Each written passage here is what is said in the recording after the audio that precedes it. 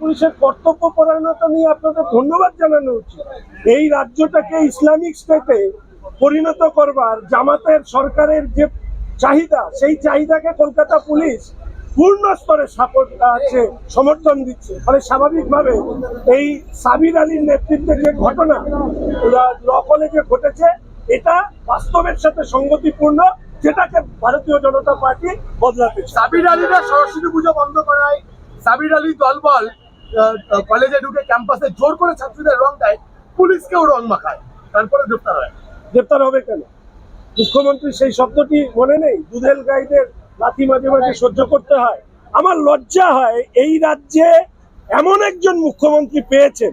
অনেকে আপনারা এই সমস্ত ভাষা আমাদের মুখ থেকে শুনতে অভ্যস্ত নন, কিন্তু এই ভাষা বলতে হচ্ছে এই কারণে যে রাজ্যের মুখ্যমন্ত্রী রেড রোডের নামাজে গিয়ে হিজাব পরে সংখ্যালঘু ভাইদেরকে ভোট দেওয়ার জন্য অনুরোধ করেন, যে রাজ্যের মুখ্যমন্ত্রী এই রাজ্যে প্রথম ধর্মের ভিত্তিতে ভাতা দেওয়া শুরু করেন, যে রাজ্যের মুখ্যমন্ত্রী একটি সম্প্রদায়কে দুধেল গরু হিসাবে চিহ্নিত করে তাদের লাঠি খাওয়া বা সহ্য করার কথা বলেন, আজকে এই সমস্ত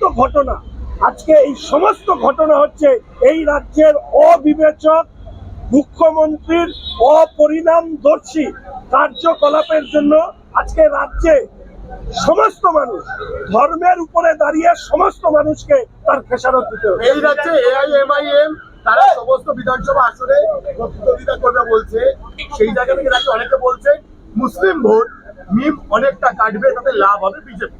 দেখুন, মুসলিম ভোট কি কাটবে কি কাটবে না, তারা কাকে দেবে তারা কাকে দেবে না, তাদের বিবেচনার উপরে ছেড়ে আমরা যেটা চাই যে পশ্চিমবঙ্গে ভারতীয় জনতা পার্টি আমরা হিন্দুদের ওপরে যে তাদের ভাবাবেগ, তাদের উপাসনা পদ্ধতি, তাদের ধর্মীয় সংস্কৃতির উপরে যে আঘাত আসছে, সেই আঘাতকে বন্ধ করবার জন্য রাজ্যের সমস্ত হিন্দুদেরকে ঐক্যবদ্ধ হওয়ার কথা বলেছি।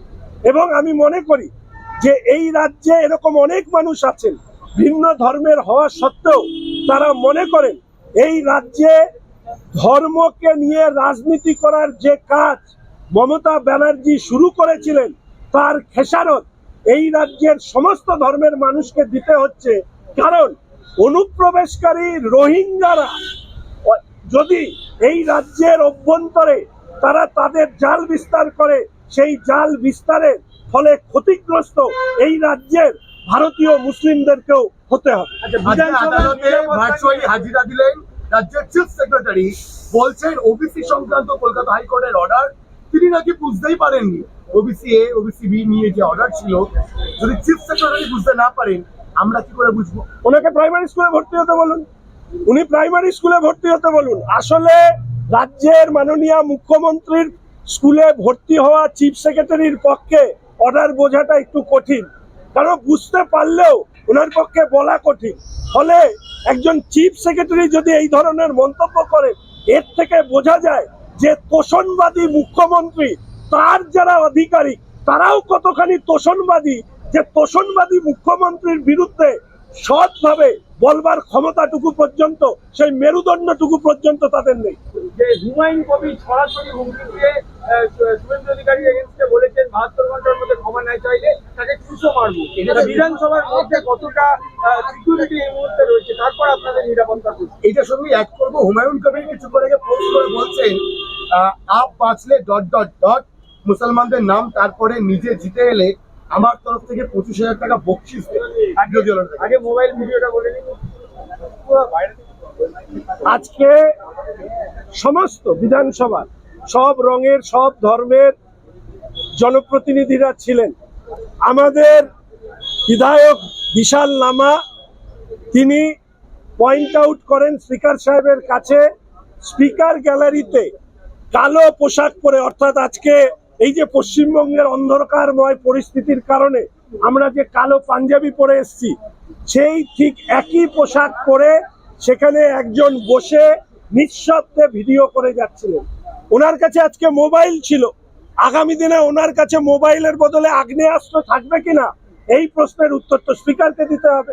এবং স্পিকারকে এই উত্তর দিতে হবে যে বিশাল নামা বলার পরে আমি বারংবার স্পিকার সাহেবের দৃষ্টি আকর্ষণ করা সত্ত্বেও, এমনকি মুখ্যমন্ত্রীর দৃষ্টি আকর্ষণ করার পরেও স্পিকার সাহেব ডেকে বিধানসভার অভ্যন্তরে অনধিকার প্রবেশ যিনি করেছেন, ভিডিও রেকর্ডিং যিনি করছেন, তাকে মার্শাল দিয়ে তাকে চিহ্নিত করে ধরবার আদেশের বদলে তিনি আমাকে বসে যেতে বলছেন, মুখ্যমন্ত্রীকে বলতে বলছেন।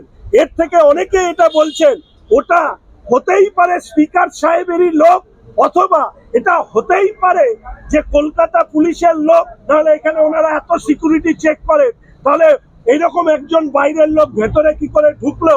হতেই পারে, এরকমও হতে পারে পিসি লবি, ভাইপো লবির কোনো এক লবির লোক ভেতরে ঢুকে তৃণমূলের দলের এখন যা পরিস্থিতি, এ ওকে খুন করছে, ও ওকে খুন করছে, কাউকে খুন করে দিয়ে এই বিধানসভায় আগুন জ্বালালো, এমনকি বিরোধী দলনেতাকে পর্যন্ত খুন করে দেওয়া হতে পারে, এই আশঙ্কা আমরা করছি।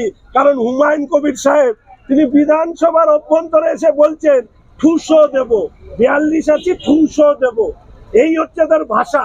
ফলে এই জায়গায় দাঁড়িয়ে আমরা শুধু এইটুকু বলবো, যারা ভাবছেন ক্ষমতার জোরে তারা রাজত্ব করবেন, তাদের বিরুদ্ধে এই লড়াই সর্বাত্মক হবে। সব খবর সবার আগে পেতে আমাদের চ্যানেলটি সাবস্ক্রাইব করুন এবং পাশে থাকা বেল আইকনটিতে ক্লিক করুন, লাইক ও শেয়ার করুন।